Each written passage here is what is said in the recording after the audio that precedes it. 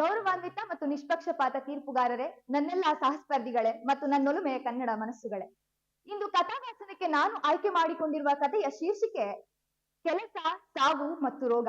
ಇದನ್ನ Leo Tolstoy ಅವರು English ನಲ್ಲಿ ಬರೆದಿದ್ದಾರೆ. ಇದನ್ನ ಕನ್ನಡಕ್ಕೆ ಎಲ್ ಗುಂಡಪ್ಪ, ಬಹಳ ದೊಡ್ಡ ಹಿರಿಯ ವಿದ್ವಾಂಸರು ಮತ್ತೆ BM ಶ್ರೀಕಂಠ ಅವರ ಶಿಷ್ಯರು, ಹಲವಾರು ಭಾಷೆಗಳ ಹಿರಿಮೆಯನ್ನ ಕನ್ನಡದ ಜನತೆಯ ಮಡಿಲಿಗೆ ಹಾಕಿದ್ದಾರೆ. ಈ ಕೆಲಸ, ಸಾವು, ರೋಗ ಅನ್ನೋದು ದಕ್ಷಿಣ ಅಮೆರಿಕದಲ್ಲಿರುವ ಇಂಡಿಯನ್ ಜನರ ಒಂದು ಪ್ರಚಾರದಲ್ಲಿರುವಂತಹ ಕತೆ. ಏನು ಅಂತ ಹೇಳಿದ್ರೆ, ದೇವರು ಮನುಷ್ಯರನ್ನ ಸೃಷ್ಟಿ ಮಾಡುವಾಗ ಅವರಿಗೆ ಕೆಲಸ ಮಾಡುವ ಅವಶ್ಯಕತೆ ಇಲ್ಲದಾಗೆ ಮನೆ ಆಗ್ಲಿ, ಬಟ್ಟೆ ಆಗ್ಲಿ, ಆಹಾರ ಆಗ್ಲಿ ಬೇಕೇ ಬೇಕು ಅನ್ನುವ ರೀತಿಯಲ್ಲಿ ಸೃಷ್ಟಿ ಮಾಡಿರೋದಿಲ್ಲ. ಹಾಗೆ ಸೃಷ್ಟಿ ಅವನಿಗೆ ಮನೆ ಬೇಕು, ಬಟ್ಟೆ ಬೇಕು ಅಥವಾ ನೂರಾರು ವರ್ಷಗಳ ಕಾಲ ಬದುಕುವಂತಹ, ರೋಗ ಅಂದ್ರೆ ಏನು ಅಂತಾನೆ ಗೊತ್ತಿಲ್ಲದಂತಹ ಮನುಷ್ಯರನ್ನ ದೇವರು ಸೃಷ್ಟಿ ಮಾಡಿರ್ತಾನೆ. ಕೆಲವು ಕಾಲಗಳಾದ ತಕ್ಷಣ ದೇವರು ನಾನು ಸೃಷ್ಟಿ ಮಾಡಿರುವಂತಹ ಜನಗಳು ಹೇಗೆ ಬದುಕ್ತಿದ್ದಾರೆ ಅಂತ ಹೇಳಿ ನೋಡೋದಕ್ಕೋಸ್ಕರ ಭೂಮಿಗೆ ಬರ್ತಾನೆ. ನೋಡಿದ್ರೆ ಒಂದಾಗಿ ಸಹಕಾರದಿಂದ ಬದುಕನ್ನ ನಡೆಸ್ಕೊಳ್ಬೇಕಾದ ಜನಗಳು ಜಗಳ ಆಡ್ಕೊಂಡು ಬೇರೆ ಬೇರೆಯಾಗಿ ಒಬ್ರು ಕಂಡ್ರೆ ಒಬ್ರಿಗಾಗಲ್ಲ ಅನ್ನೋ ರೀತಿಯಲ್ಲಿ ಬದುಕ್ತಿರ್ತಾರೆ.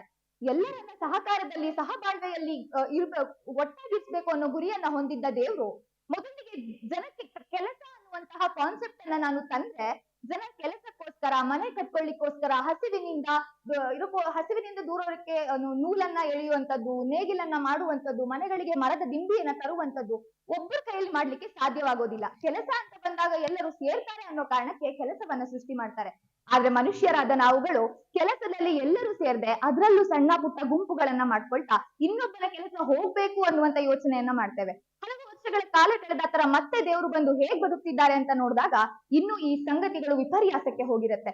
ನಂತರದಲ್ಲಿ ದೇವರು ಸಾವು ಅನ್ನೋದನ್ನ, ಯಾವ ಕ್ಷಣದಲ್ಲಿ ಮನುಷ್ಯರ ಸಾವು ಬರುತ್ತೆ ಅಂತ ಹೇಳಿ ನಾವು ತಿಳಿಸೋದ್ರ ಮೂಲಕ ಆಗಾದ್ರೂ ಜನಕ್ಕೆ ಅರಿವು ಬರುತ್ತೆ, ಬದುಕನ್ನ ಆನಂದದಾಯಕವಾಗಿ ಕಟ್ಕೊಳ್ಬಹುದು ಅಂತ ಹೇಳಿ ಒಂದು ವಿಚಾರವನ್ನ ಹೇಳಿದಾಗ, ಜನ ಸಾವು ಯಾರಿಗೆ ಶಕ್ತಿ ಇರುತ್ತೆ ಅದು ಯಾವಾಗಾದ್ರೂ ಬರುತ್ತೆ ಅಂತ ಹೇಳಿದ್ರೆ ತಮ್ಮ ಶಕ್ತಿಗಿಂತ ಕಡಿಮೆ ಇರೋರನ್ನ ಕೊಲ್ಲಿಕ್ಕೆ ಪ್ರಾರಂಭ ಮಾಡ್ತಾರೆ, ಅಥವಾ ಕಡಿಮೆ ಇರೋರನ್ನ ಗೆದ್ಬಿಟ್ಟು ಅವರನ್ನ ದೀನರನ್ನಾಗಿ, ಅವರನ್ನ ಜೀತದ ಆಳಾಗಿ ಮಾಡ್ಕೊಳ್ಳಿಕ್ಕೆ ಶುರು ಮಾಡ್ತಾರೆ.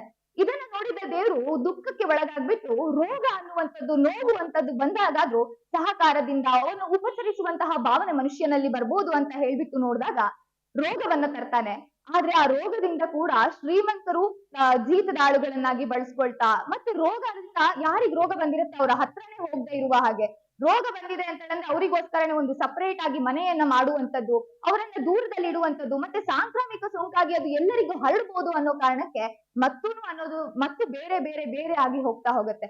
ಇದನ್ನೆಲ್ಲ ನೋಡಿದ ದೇವರಿಗೆ ಎಷ್ಟೆಲ್ಲ ಮಾಡಿದ್ರು ಸರಿ ಆಗ್ತಾ ಇಲ್ಲಲ್ಲ ಅಂತ ಹೇಳಿ ಕೊನೆಗೆ ನೋವುಗಳನ್ನ ಅನುಭವಿಸ್ಕೊಳ್ತಾನೆ ಜೀವನ ಪಾಠ ಕಲೀಲಿ ಅಂತ ಹೇಳ್ತಾನೆ. ಆದ್ರೆ ಈಗಿನ ನಾವು ಕೆಲಸದಲ್ಲಿ ಆನಂದವನ್ನ, ನಾವು ಕೆಲಸವನ್ನ ಪ್ರೀತಿಸೋದ್ರ ಮೂಲಕ ಒಳ್ಳೆ ರೀತಿಯಲ್ಲಿ ಮಾಡ್ತಿದೀವಿ. ರೋಗಗಳನ್ನ ದೂರಕ್ಕೆ ಪ್ರೀತಿಯನ್ನ ಕಲಿತಾ ಇದ್ದೀವಿ. ಹೀಗೆ ಬದಲಾವಣೆ ಆಗ್ತಾ ಇದೆ. ಎಲ್ಲೋ ಹುಡುಕಿದೆ ಇಲ್ಲದ ದೇವರ ಕಲ್ಲು ಮುಳ್ಳುಗಳ ಗುಡಿಯೊಳಗೆ ಇಲ್ಲೇ ಇರುವ ಪ್ರೀತಿ ಸ್ನೇಹಗಳ ಗುರುತಿಸದಾದೆವು ನಮ್ಮೊಳಗೆ ಅಂತ ಹೇಳ್ತಾರಲ್ಲ ಹಾಗೆ. ಅವಕಾಶಕ್ಕಾಗಿ ಧನ್ಯವಾದಗಳು. ಕನ್ನಡ ಕಹಳೆ ಇದು ಕನ್ನಡ ಕಣ್ಮಣಿಗಳ ನೆಲೆ.